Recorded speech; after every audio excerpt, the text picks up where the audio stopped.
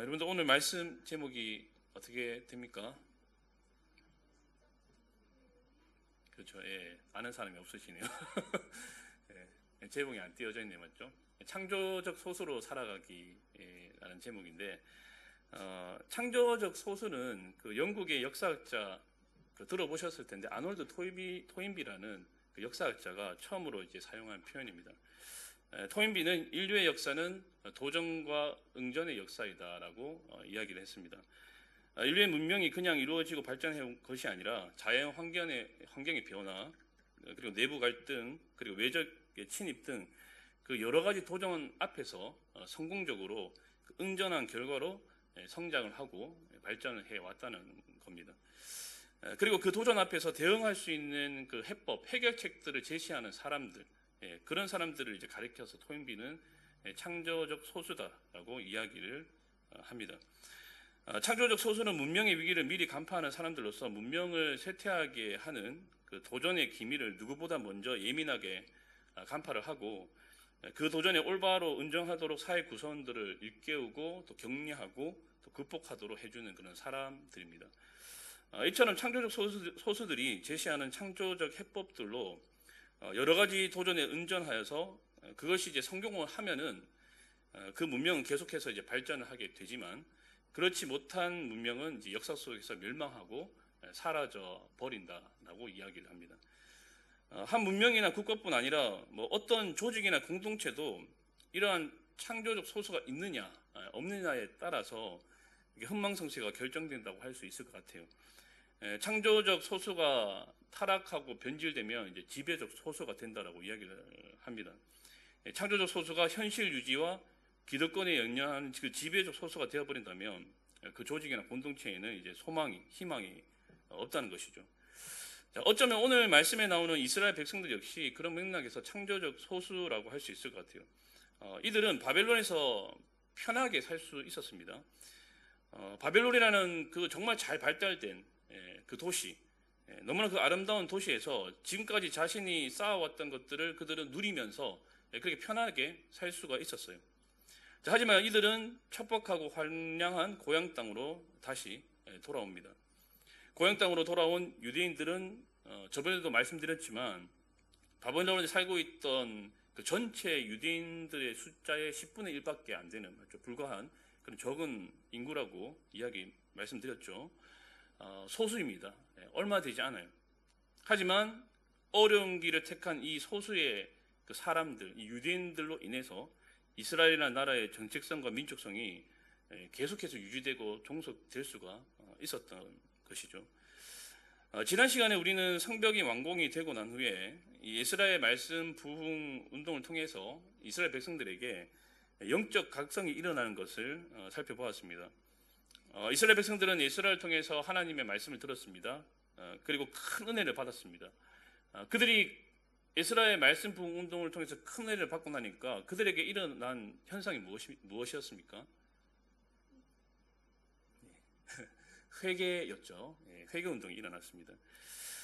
자신들이 이처럼 비참한 처지가 된 것은 모두 조상들과 자신들의 죄 때문이라는 것을 자각을 하면서 이들은 하나님 앞에서 철저하게 회개를 하죠. 그리고 다시는 옛날에 죄악된 삶으로 돌아가지 않겠노라고 결심을 하면서 공동체적으로 그 결단에 대해서 문서화시키고 거기에 서명을 하고 사인을 하는 것을 우리가 함께 살펴보았습니다. 특별히 그들은 세 가지를 지킬 것을 맹세하고 사역을 했는데 첫 번째는 이방인들과 뭐하지 않겠다? 결혼하지 않겠다, 금혼하겠다라고 이제 결단을 했고, 그 다음에 안식일을 지킬 것을 준수할 것을 이제 결단을 했으며, 그리고 마지막으로 성전을 이제 돌아보겠다, 그렇게 결단을 했습니다. 자, 오늘 말씀은 이러한 영적 결단과 맹세 후에 성벽이 완공된 예루살렘으로의 이주 정책과 관련된 이제 말씀들이 나오고 있습니다. 성벽이 완공이 되어서 도시로서의 그럴듯한 모습을 이제 예루살렘이 갖추게 되었어요. 하지만 정작 가장 중요한 사람이 그곳에는 많이 살고 있지 않았습니다. 아무리 삐까뻔쩍한 건물이 많은 도시라 할지라도 여러분들 사람이 없다면, 주민이 별로 살지 않는다면 어떻게 되겠습니까? 그곳의 경제가 뭐 활성화되지도 않을 것이고, 뭐 도시의 생기가 있을 수도 없을 것이고, 그리고 도시로서의 제대로 된 기능과 역할을 수행할 수가 없을 거예요. 사후 주민들이 살아야지, 주민들이 많아야지만 도시로서의 제 기능들, 제 역할들을 할 수가 있다는 것이죠. 그런데 여러분들 문제가 있었습니다. 사람들이 예루살렘에 가서 살고 싶어 했을까요? 살고 싶지 않아 했을까요? 그렇죠. 살고 싶지 않아 했습니다. 예루살렘은 옛날에 그 다윗과 솔로몬 때의 그 영광, 그렇죠. 모든 백성들이 어떻게 말하면 살고 싶어하고 사모했던 그런 도시였어요. 하지만 이제는 이스라엘 백성들이 더 이상은 살고 싶어 하지 않는 기피 대상 1호가 되는 그런 도시가 되어버렸습니다. 여러분들 왜 그럴까요?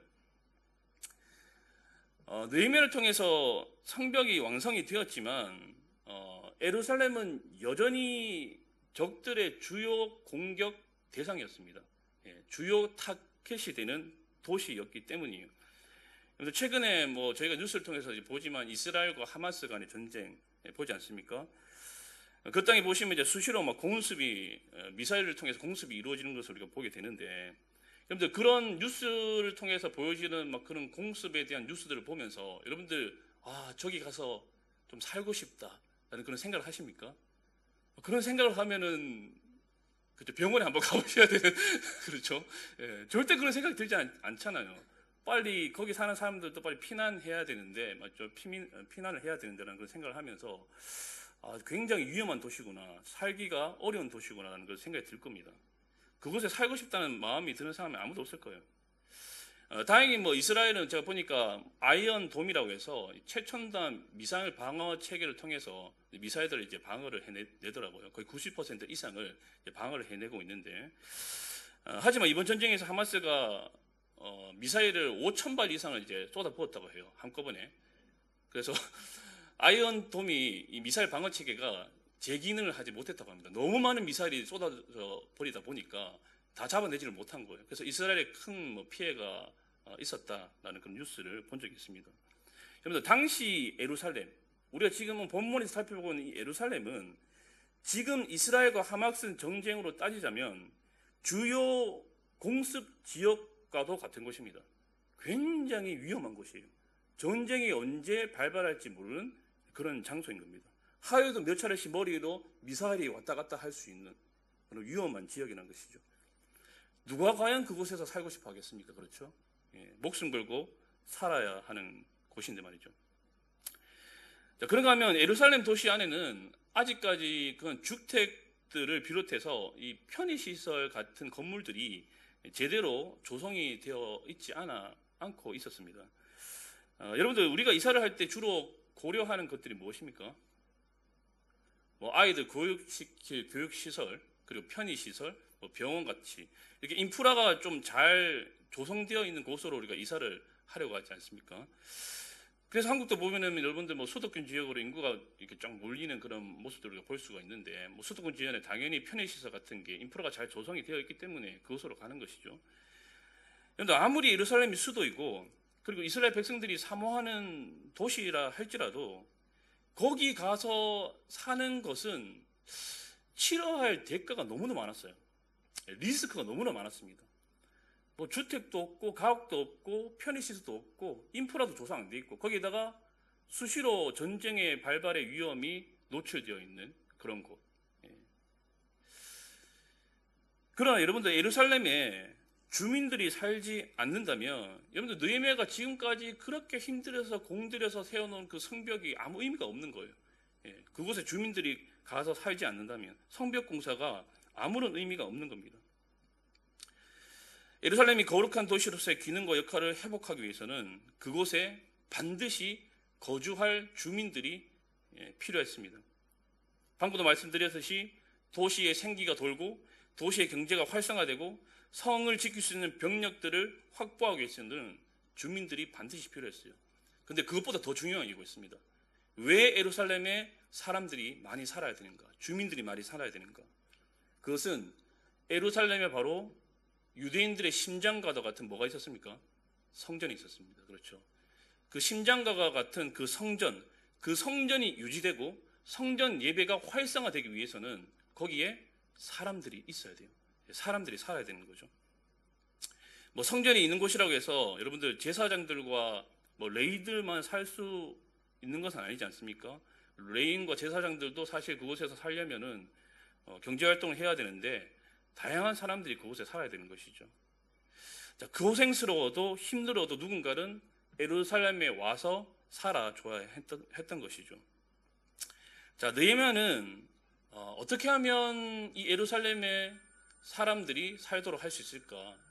사람들이 꺼려하는, 유대인들이 살기 싫어하는 그 예루살렘에 어떻게 하면 사람들이 와서 살게 할 수 있을까를 고민을 하다가 이제 세 가지 방법을 좀 고안을 해내는데, 오늘 말씀에 이제 본문에 나와 있습니다.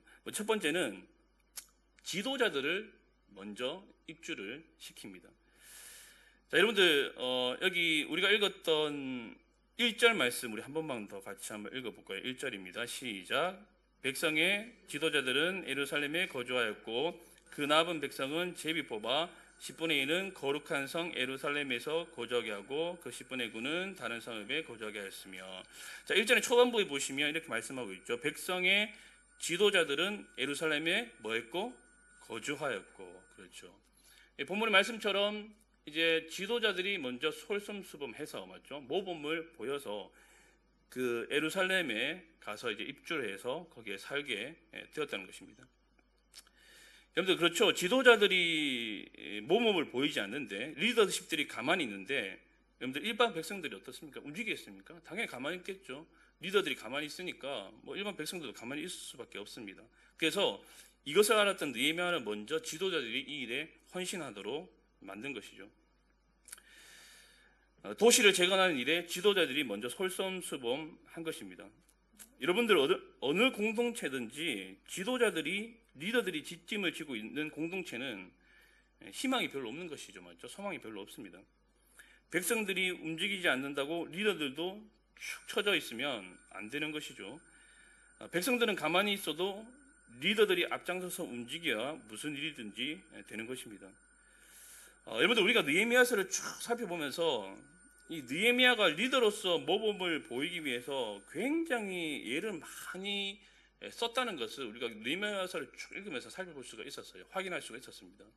뭐 예전에 제가 설교에서도 살펴봤지만 설명드렸지만 예루살렘에 온 이 느헤미야가 자신이 마땅히 받아야 될 월급, 그렇죠, 사례를 받지 않고 오히려 자기가 가진 재산으로 섬기는 그런 모습들 보여주지 않았습니까? 그래서 몇 년 동안이나 그렇게 사례를 받지 않으면서 그렇게 많은 돈을 섬기는 일에 다른 사람들을 이제 먹이는 일, 그것도 뭐 하루에 100명 이상씩 사람들을 먹이는 일에 사용했으니까 당연히 재산이 축 날 수밖에 없겠죠. 예, 굉장히 헌신이지 않습니까? 그래서 리더가 먼저 앞장서서 이렇게 헌신하고 이렇게 희생하고 이렇게 섬기는데 밑에 사람들과 백성들이 어떻게 여러분들 움직이지 않을 수가 있겠습니까? 여러분들 리더십들의 솔선수범, 이것은 뭐 교회를 떠나서 뭐 이 세상의 어느 단체든지 그리고 어느 조직이든지 그 단체와 조직의 사람들을 움직이게 만드는 가장 확실하고도 강력한 방법이자 원리인 것 같아요. 여러분들 백성들은 말 잘하는 지도자에게 설득이 되는 것이 아니라 솔선수범하는 리더에게 가장 잘 설득이 되는 것이죠. 이 세상에는 말을 잘하는 사람들이 너무나 많은 것 같습니다. 요즘은 말 못하는 사람이 별로 없어요. 저희 와이프도 말을 얼마나 그렇게 잘하시는지 제가 이길 수가 없는, 반박 불가해. 큰일 났네요. 이런 말하면 정신을 차리고 설교를 했는데 여러분들 말 잘하는 사람이 이제 워낙 많다 보니까 이제는 말보다는 행동으로 보여줘야 하는 그런 시대가 되어가고 있는 것 같습니다. 그리고 교회는 특히 더 그런 것 같아요. 그렇죠. 뭐 예전에 교회가 한참 부흥할 때 뭐 70년대, 80년대 때는 그냥 복음만 잘 전해도 많은 사람들이 예수님을 믿었습니다. 그렇죠. 교회 가자고 뭐 이야기해도 뭐 사람들이 줄줄이 그냥 교회에 따라오는 그런 현상들, 교회가 폭발적으로 부흥하고 성장을 했어요. 그런데 여러분 지금은 어떻습니까? 교회 가자가 이야기를 해도 콧방귀를 끼는 그런 좀 시대가 된 것 같습니다. 복음을 전해도 잘 반응하지 않는, 이제 말로는 더 이상 통하지 않는, 그래가지고 이제 폭력을 써야 되는 건지, 근데 말로는 더 이상 되지 않는 그런 시대가 되어가고 있습니다. 물론 그렇다고 해서 입술로 복음을 전하지 말라는 말은 아니죠. 입술로 우리는 복음을 전하고 예수님을 전해야 됩니다. 하나님이 정하신 방법이기 때문입니다. 하지만 현 시대는 입술로 전하는 그 복음보다 어떻게 말하면 삶과 행동으로 전하는 복음이 더 힘이 실리는 그런 시대가 된 것 같습니다. 이제 세상 사람들은 우리의 입술을 주목하는 것이 아니라 우리의 행실에, 그렇죠, 우리의 언행에 주목하고 있는 것 같아요. 그래서 우리 신앙의 무게 중심을 이제는 생활에, 그렇죠, 일상에, 그리고 행실에 좀 더 두어야 하는 시대가 도래하게 되었습니다. 그래서 복음 전하기가 참 쉽지 않은 시기인 것 같습니다. 복음을 전하는 자가 복음만 전하는 것이 아니라 자신이 전한 그 복음을 살아내기 위해서 몸부림치지 않으면 세상은 이제 더 이상 반응하지 않기 때문이죠. 저 또한 목회자이기 때문에 이 부분에 대해서 상당히 고민이 많습니다. 여러분, 사도 바울이 디모데에게 보낸 편지, 디모데 전서를 보시면 사도 바울이 디모데에게 이렇게 이야기합니다. 오직 말과 행실과 사랑과 믿음과 정절에 있어서 믿는 자에게 본이 되어. 사도 바울은 디모데에게 이것을 강조하고 있죠. 모범이 되는 삶, 그리고 모범이 되는 은행, 그리고 모범이 되는 믿음, 신앙.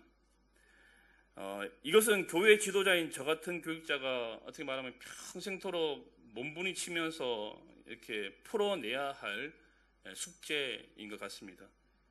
한 번씩 이제 저의 삶과 믿음과 언행을 보면은 전혀 본이 되지 못하는 것 같아서 절망감이 좀 들 때도 있고 날심이 들 때도 있습니다.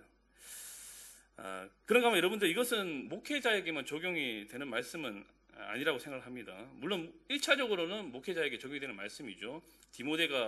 바울이 디모데에게 한 이야기이기 때문에. 하지만 여러분들, 이것은 교회의 모든 리더, 그리고 신앙생활을 오래 한 모든 성도들에게도 똑같이 적용되는 말씀이라고 생각을 합니다. 여러분들 한번 생각해 보시고 고민해 보셨으면 좋겠습니다. 나의 삶과 신앙은 현재 모본이 되고 있는 것일까? 나의 자녀에게, 그리고 나의 배우자에게, 그리고 나의 가족들에게, 그리고 이웃 사람들에게, 직장 동료들에게 나의 언행과 나의 신앙과 나의 믿음과 나의 삶이 지금 현재 과연 본이 되는 그런 삶이 되고 있을까 하는 그런 질문들을, 고민들을 여러분들도 동일하게 했으면 좋겠습니다. 이 질문 앞에서 우리가 때로는 고민하기도 하고, 또 때로는 답답해하기도 하고, 때로는 절망하기도 하면서 우리가 조금 더 본이 되는 그런 삶으로, 그런 성도의 거룩하고 아름다운 삶으로 그렇게 나아가는 우리의 모습이 될 줄 믿습니다. 자, 이렇게 지도자들이 솔선수범해서 헌신했고, 또 두 번째로 느헤미야가 고안해낸 방법은 제비 뽑기였습니다. 여러분들 1절 보시면 그 백성의 지도자들은 예루살렘에 거주하였고 그 남은 백성은 제비 뽑아 10분의 1은 거룩한 성 예루살렘에 거주하게 하고라는 구절이 나오죠. 자, 각 성마다 제비를 뽑아서는 10분의 1을 착출해서 그 10분의 1을 예루살렘에 거주하도록 한 것입니다.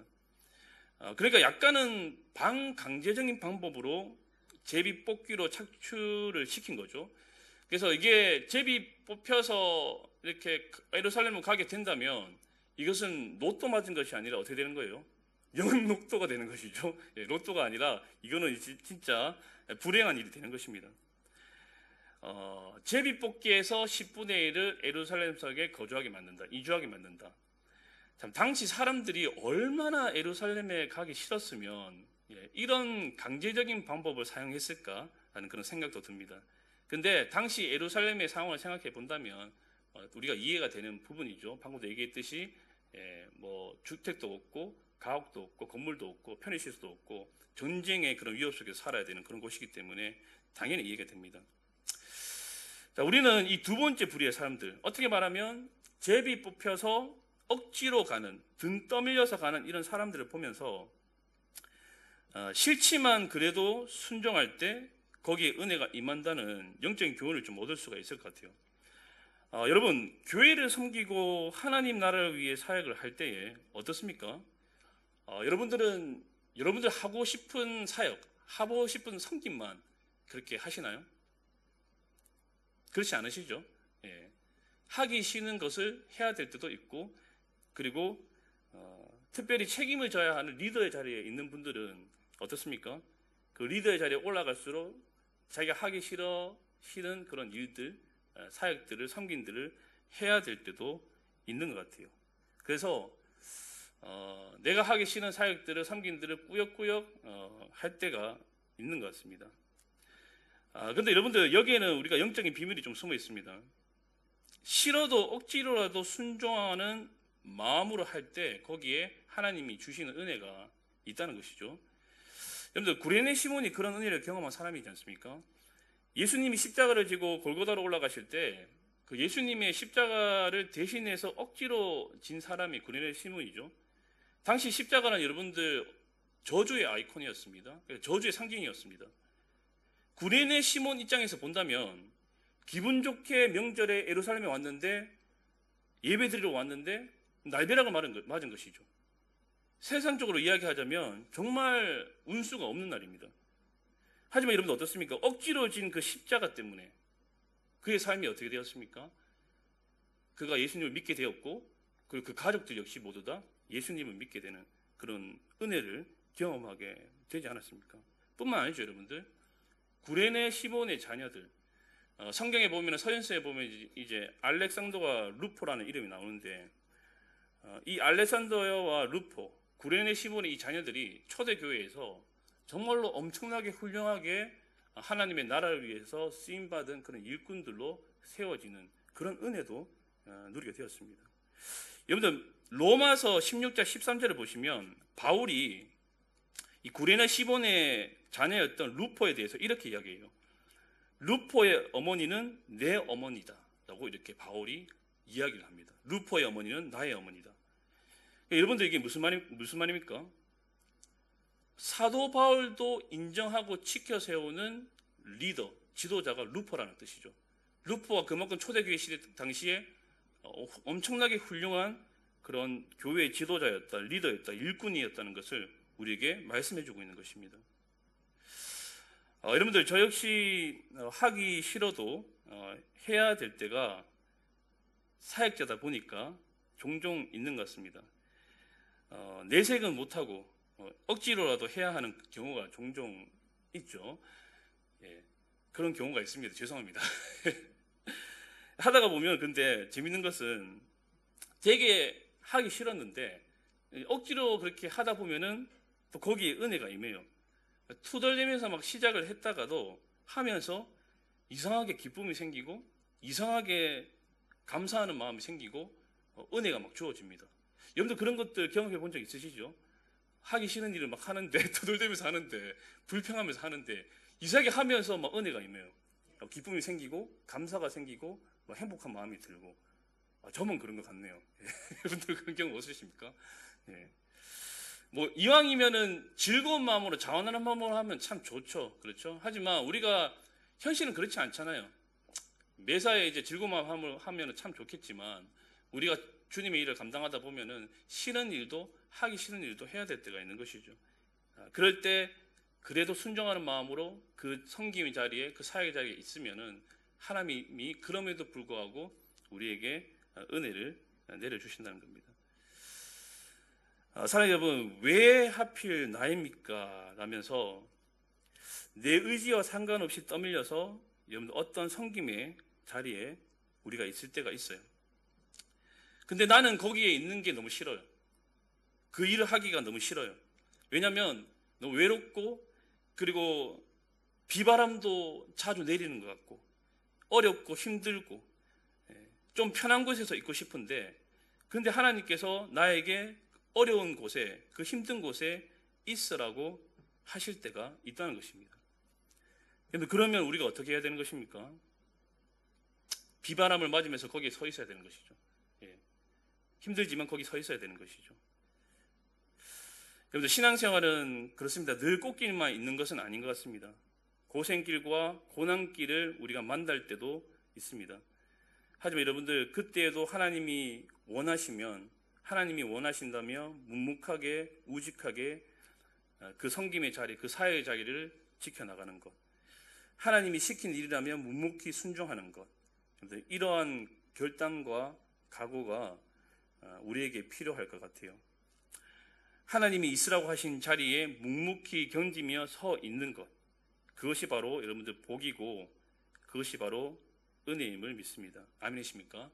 예, 아멘이 저것이군요.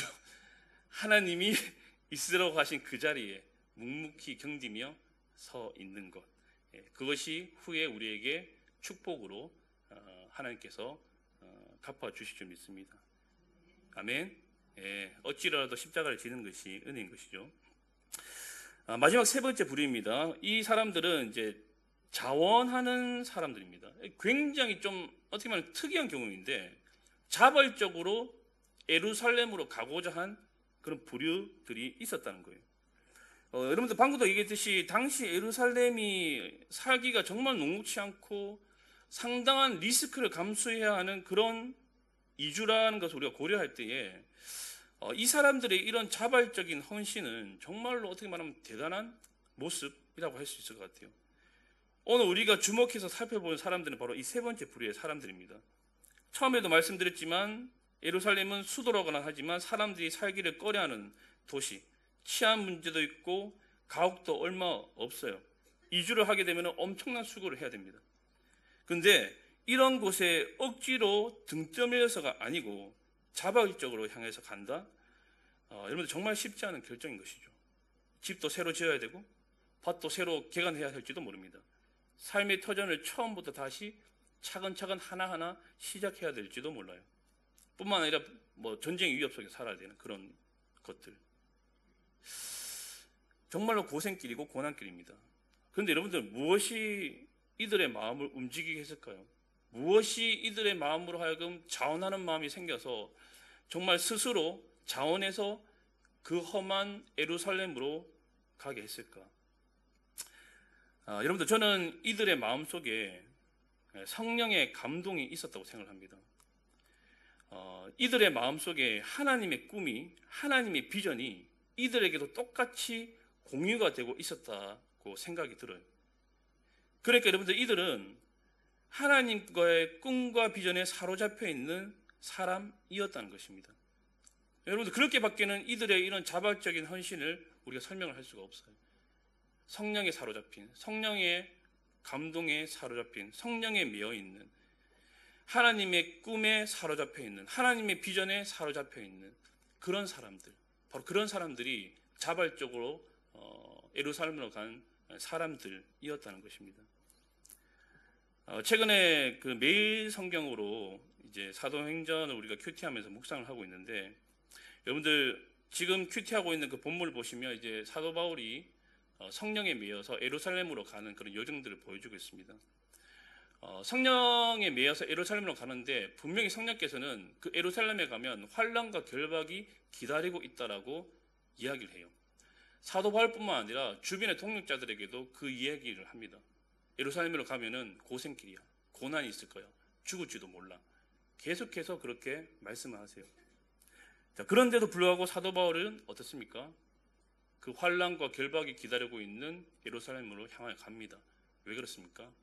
성령에 사로잡힌 사람이었기 때문에, 성령에 매인 사람이었기 때문에, 성령에 붙들림 받은 사람이었기 때문에 그 성령의 인도에 따라서, 이끌림에 따라서 그 고난과 결박이 기다리고 있는 그곳으로 예루살렘으로 향해 간 것이죠.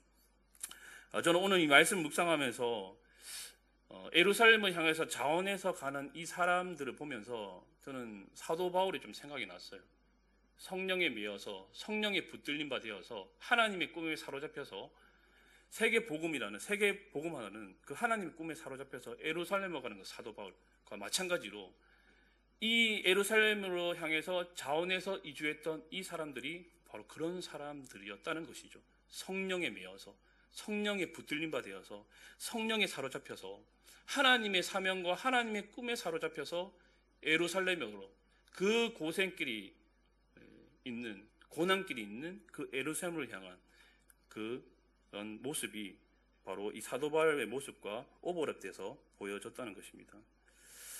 여러분들 그렇습니다. 성령에 매인 사람, 성령에 붙들린 사람은 결과가 아니라 사명에 집중하는 사람이죠.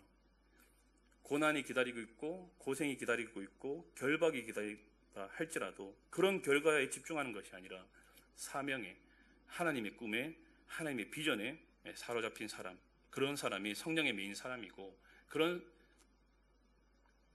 모습이 바로 사도 바울을 통해서 보여지고, 그리고 오늘 본문에 자원에서 예루살렘으로 가는 그 사람들을 통해서 보여지고 있는 모습이라고 생각합니다.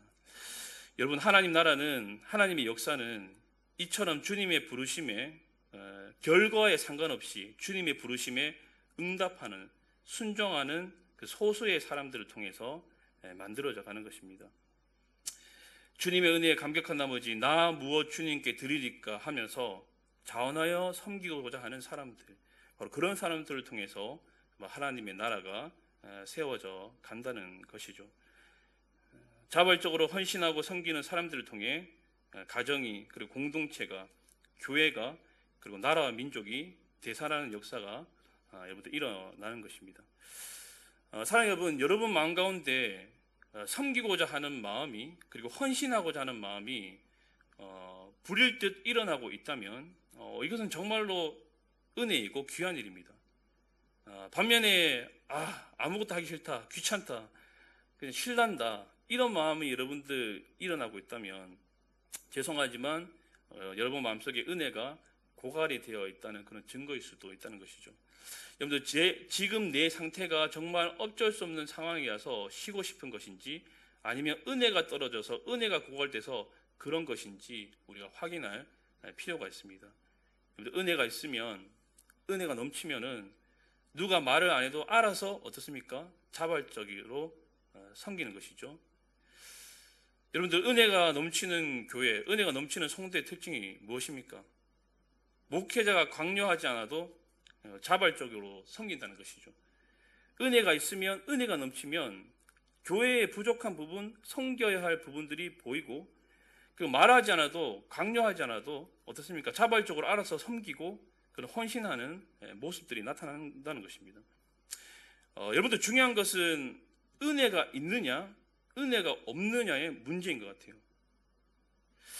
사랑하는 여러분, 여러분 마음속에 섬기고자 하는 마음, 봉사하고자 하는 마음이 일어나고 있다는 것은 하나님께서 여러분들에게 복을 주시기 위해 어떻게 말하면 지금 준비 운동을 하고 계신다고 여러분 생각하시면 될 것 같습니다. 하나님은 우리에게 복을 주시기 전에, 우리를 축복하시기 전에 하나님의 나라를 위해 섬기고 헌신하고자 하는 그런 자발적인 마음을 먼저 주십니다. 마음을 먼저 주세요. 그 마음을 붙들고 우리가 열심히 헌신하고 섬길 때에 하나님은 그 헌신 위에 바로 복을 내려주시는 것이죠. 여러분 2절 말씀 우리 같이 한 번 더 읽어볼게요. 2절 말씀, 오늘 읽었던 2절 말씀입니다. 시작. 예루살렘에 거주하기를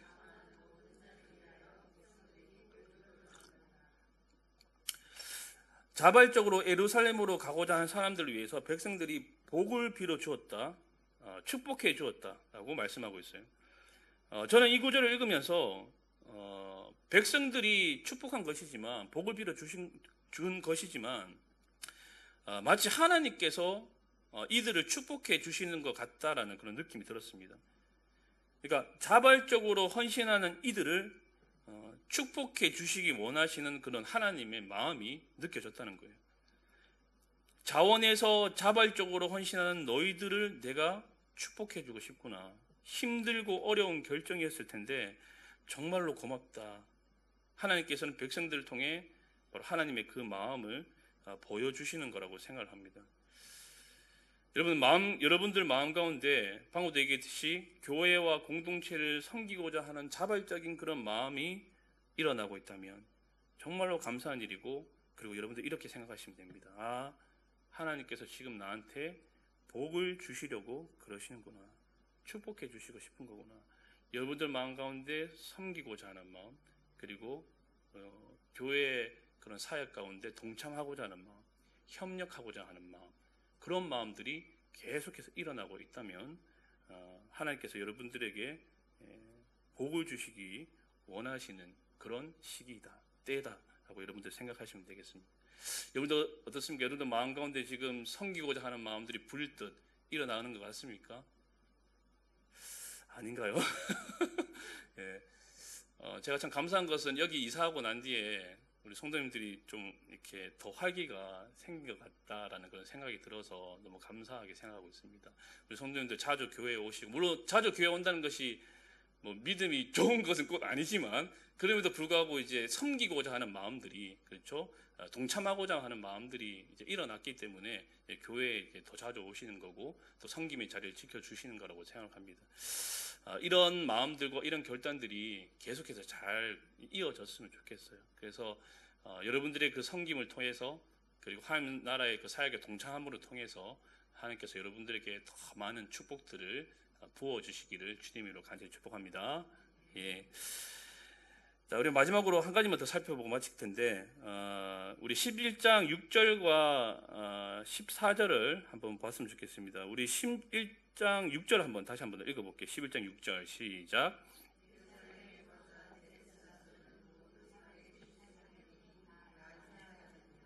자, 우리 오늘 읽지는 않았지만 14절의 말씀인데요. 14절 말씀도 같이 한번 읽어봅시다. 14절 시작. 또 그들의 형제의 큰 용사들이니 모두 128명이라 하그 돌림의 아들 삽디엘이 그들의 감독이 되었느니라. 자, 여러분들 여기 이 두 구절을 보시면 반복해서 등장하는 단어가 있죠. 그리고 용사라는 단어죠. 용사. 이들 중에는 정말로 싸움이나 정쟁을 잘하는 군인들, 용사들도 있었을 것입니다. 하지만 14절에 나오는 사람들은 군인들이 아니죠. 14절에 나오는 사람들은 일반 제사장들입니다. 자, 그래서 여기서 말하는 용사는 실제로 전쟁을 치를 수 있는 군인이나 뭐 용사를 의미하기보다는 비록 약한 자들이지만 하나님의 역사에 적극적으로 동참하는 자들이기 때문에 지금 용사라는 단어를 쓰고 있는 것입니다. 그러니까 예루살렘을 지키기 위해서, 예루살렘의 번영과 그 안녕을 위해서 하나님의 부르심에 순종하여서 예루살렘에 거주하게 된 모든 지도자들과 주민들, 자, 이들은 모두 다 하나님 나라의 뭐란 말입니까? 용사라는 것이죠. 사랑하는 여러분, 우리가 비록 연약하고 미약한 존재들이지만 하나님의 역사에 자발적으로 동참하고 또 순종할 때 하나님은 우리를 하나님 나라의 용사로 보시는 것이죠. 아니, 더 정확하게 말하면 하나님 나라의 용사로 만들어 가신다는 겁니다. 하나님 나라와 역사를 위해서 힘과 지혜와 능력을 부어주셔서 바로 용사로 만드신다는 거예요. 여러분들, 기도원이 그랬죠? 이번 주일날 목사님을 통해서 말씀을 들었는데, 하나님의 사자가 처음 기도원을 만났을 때 기도원에게 뭐라고 얘기합니까? 큰 용사여, 하나님께서 너와 함께 계시도다. 우리 목사님께서 표현을 너무 잘해 주셨어요. 그 군대에 있을 때 그 예화를 들어가지고는, 군대에서 몰래 숨어서 빵 먹을 때 중대장이 들어와서는 딱 봤을 때 너 장군감이다 이렇게 얘기했지 않습니까? 야, 그 표현이, 그 비유가 너무 마음에 많이 와닿았는데, 정말 미디안 사람들에게 들킬까봐 찌질하게 숨어서는 포도나무를 이제 밟고 있는, 포도주를 밟고 있는 그 겁쟁이가 기도원이지 않습니까? 그런데 하나님은 그 사람에게 너는 큰 용사다, 너 장군감이다, 이렇게 이야기를 하고 있는 거예요. 여러분들, 그 말씀처럼 큰 용사여 여호와께서 너와 함께 계시도다, 이 말씀처럼 하나님은 이 겁쟁이 기도원을 큰 용사로 만드셨죠. 그에게 주의 영을 부어주셔서, 성령을 부어주셔서 지혜와 힘과 능력을 주시고 300명이라는 그 소수의 병력으로 미디안 대군을 물리치는 그 역사를 이루어내었습니다. 사랑하는 여러분, 저는 여러분들에게 도전하고 싶습니다. 하나님의 역사에 자발적으로 적극적으로 동참함으로 통해서 저는 여러분들이 하나님 나라의 큰 용사로 사시는 그런 은혜가 있었으면 좋겠습니다. 아멘이십니까? 예, 우리가 거부하고 외면하고, 그래서 하나님 나라에서 주변부에 맴도는 그런 부류, 그런 인생으로 사는 것이 아니라 정말로 지금도 우리를 부르시고 있는 사역의 자리로, 섬김의 자리로, 그렇죠, 하나님 나라의 그 협력의 자리로 저와 여러분들을 부르고 계시는 그 하나님의 그 부르심, 그것에 응답하여서, 기꺼이 응답하여서 정말로 하나님 나라의 큰 용사로서 하나님의 나라를 위해서 귀하게 헌신하는 그런 저와 여러분들이 되었으면 좋겠습니다.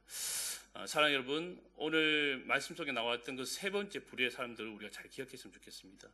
자발적으로 헌신했던 그 사람들, 성령에 매여서 성령에 사로잡혀서 비록 가면은 고생길이고 고난길이고 어려움이 있지만 하나님의 꿈에 사로잡혀서 성령에 사로잡혀서 기꺼이 그 자리로 나아갔던 그 사람들처럼 여러분들 주변을 잘 살펴보시고 여러분들 주변에 여러분들의 섬김이 필요한, 여러분들의 도움의 손길이 필요한 그런 부분들이, 그런 영역들이 보이신다면 기꺼이 나의 손을 열어서 드려서 섬기며 또 그 사역에 동참할 수 있는 그런 자원하는 심령들이 저와 여러분들에게 있었으면 좋겠습니다. 그런 은혜가 저와 여러분들의 있기를 주님을 간절히 축복합니다. 아멘.